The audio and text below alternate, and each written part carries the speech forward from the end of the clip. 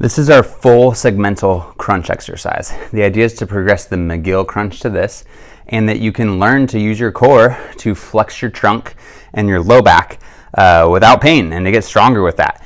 So this is actually great for someone who hasn't been able to flex to eventually work back into, as long as cleared by your PT. So what you want to do is first check. Way different exercise if your knees are bent and your feet are flat. So I'll show you. I'm going to try to go slow and segmental, one segment at a time, and try to crunch up, and I can get to there, and then my body just needs to lift my legs a little bit to finish, and then I would go as slow as possible down. So what we're after is being able to do that without lifting the legs. When you lift the legs, that allows you to use your hip flexors to help, which in this case we want it to be all abs. Now if I straighten my legs, you'll see huge difference. And then not a bad thing, you can work some little toe touch mobility. But anyways, we're focusing on the knees bent, feet flat. So for those of you that can't quite make it all the way, you just put a band up in a door or on a pull-up bar or whatever, and then you go slow control.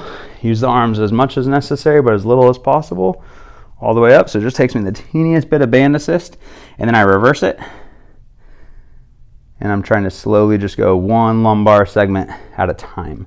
So what's common is that people will go up and skip up to their hip, and so you really want to go slow, controlled, all the way up, and then slow, controlled, all the way back down. And usually 5 to 10 of those is plenty. The goal would be after you do that, you see, without the assist, if you facilitated, and I actually did right there, I didn't have to lift my legs up at all, slow control on the way back down.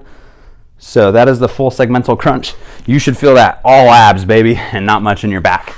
And that can really restore your confidence in being able to feel like you can flex, and usually your toe touch is way better afterwards. So have fun with the full segmental crunch exercise, use the band assist as you need, and then wean off.